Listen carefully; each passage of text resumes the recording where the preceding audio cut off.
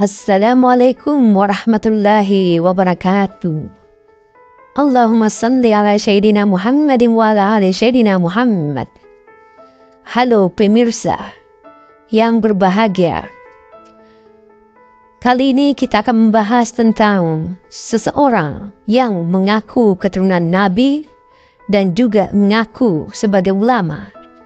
Padahal membaca kitab kuning saja terbalik. Mengaku sebagai pendakwah sejak tahun 2003, tetapi belepotan dan grogi membaca kitab kuning. Ya, itulah Bahar Smith, orang yang sering membuat kegaduhan dengan berbagai tingkahnya. Baiklah, kita akan lanjut setelah yang satu ini.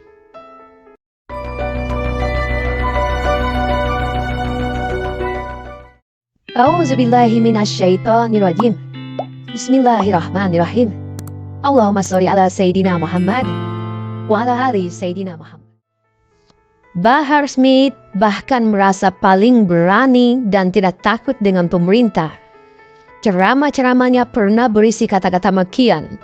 Bahkan kata-kata binatang pun diucapkan seperti "Hei babi, hei anjing." Luar biasa.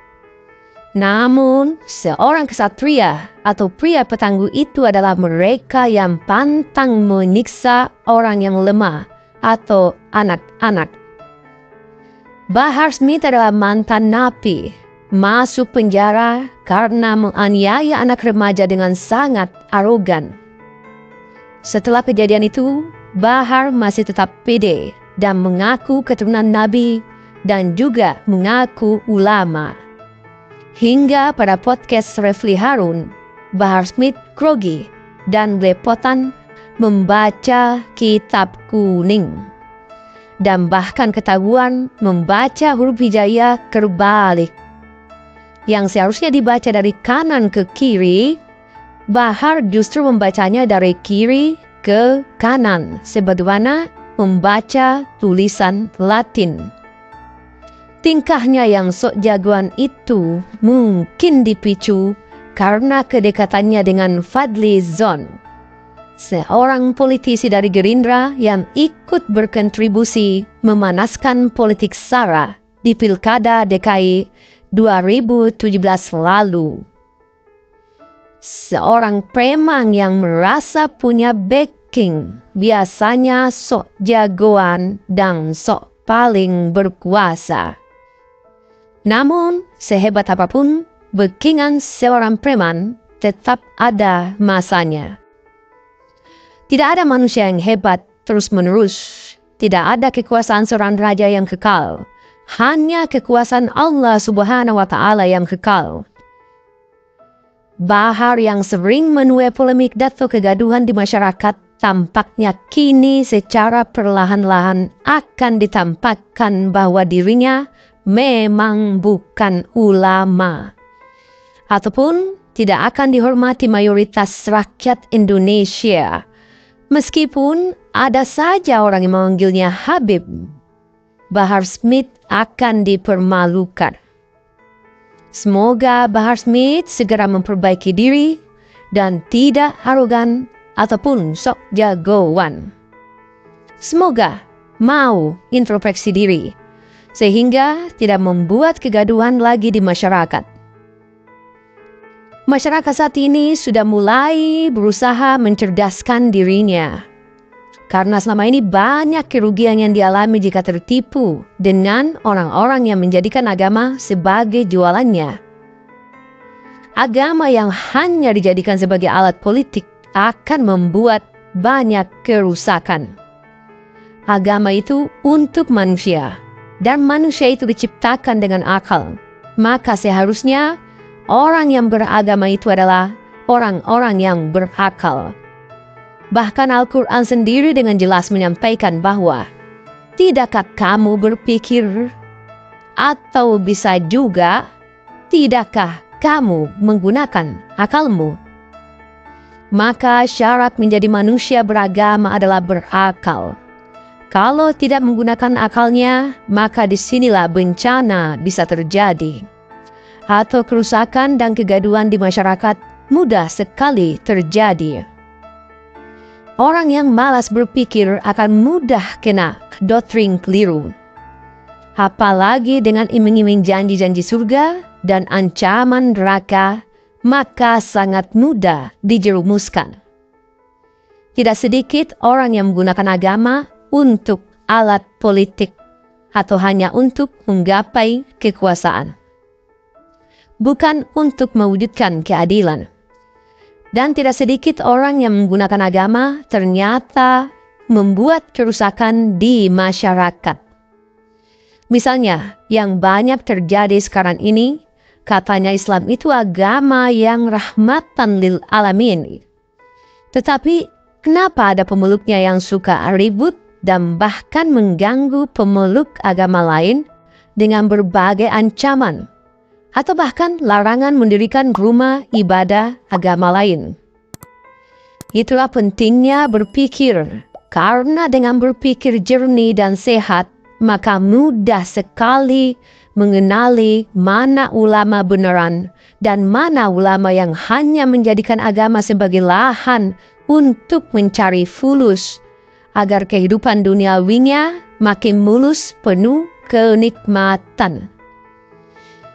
Ulama sejati itu adalah yang mampu mengendalikan hawa nafsunya dan hanya berusaha terus-menerus menghadirkan Allah Subhanahu wa Ta'ala dalam setiap helai nafasnya. Dengan rajin berpikir atau merenung, bisa melahirkan pribadi-pribadi yang intelektual ataupun menjadi pribadi yang bijak. Dan jika hampir semua umat Islam senang berpikir jernih dan tidak cepat larut dalam hawa nafsunya, maka akan melahirkan pribadi-pribadi yang tangguh dalam menyelesaikan banyak persoalan.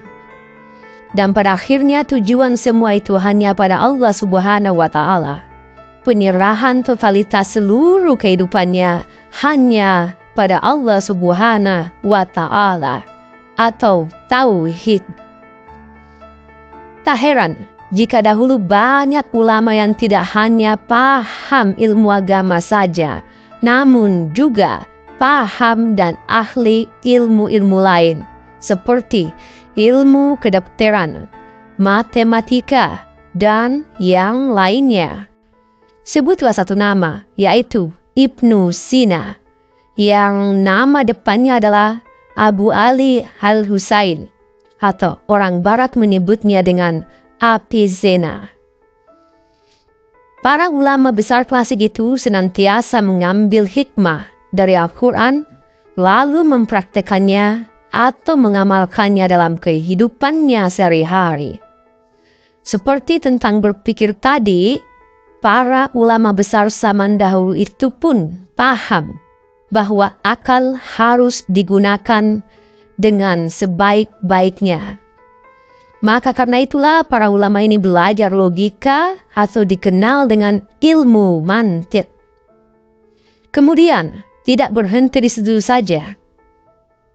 Ulama ini pun mengkaji berbagai pandangan filsafat dari berbagai khazanah pemikiran, sehingga tidak kaku dan tidak fanatik buta hanya pada satu kitab saja.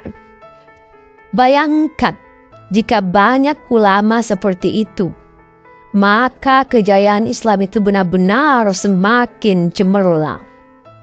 Tak perlu teriak-teriak khilafah ataupun teriak takbir sambil demo di jalan untuk menuntut orang lain harus sepaham dengan dirinya. Bukankah Islam itu agama yang penuh kasih sayang? Bukankah Islam itu bukan agama paksaan, kan? Tidak ada paksaan dalam Islam, apalagi memaksa agama lain agar menghentikan pendirian rumah ibadah. Tidak begitu. Al-Quran itu sangat indah keseluruhannya, namun perlu keseimbangan. Artinya, Al-Quran tidak hanya dilantunkan dengan suara yang paling merdu dan saling berlomba-lomba, tetapi Al-Quran perlu dipahami dan diamalkan. Bukankah Al-Quran adalah kalam ilahi yang berisi petunjuk hidup manusia? Petunjuk pada jalan yang lurus untuk menggapai kebahagiaan dunia akhirat.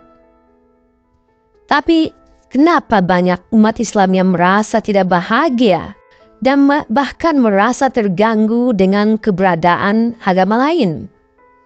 Maka disinilah harus bertanya kembali pada diri sendiri, dan lagi-lagi harus selalu berpikir untuk menopang hati agar tidak menjadi arogan atau sombong, agar hati tidak kepedean karena dikatakan sebagai umat yang terbaik. Jangan sampai seperti iblis yang karena saknya dari api lalu merasa paling baik dari tanah, kemudian enggan sujud kepada tanah sebagai perintah dari Allah Subhanahu wa Ta'ala.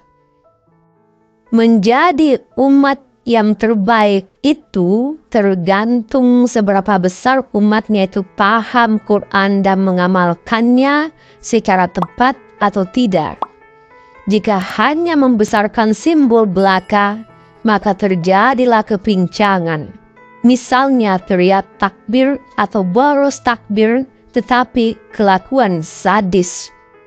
Sebagaimana yang dulu pernah terjadi pada kelompok ISIS. Na'udzubillah min dzalik. Banyak umat yang tidak memahami Quran dengan baik dan juga tidak berusaha menggunakan akalnya. Maka akhirnya muncullah ulama-ulama karbitan yang hanya menjual umat, bukan membimbing umat. Wallahu alam bisawab.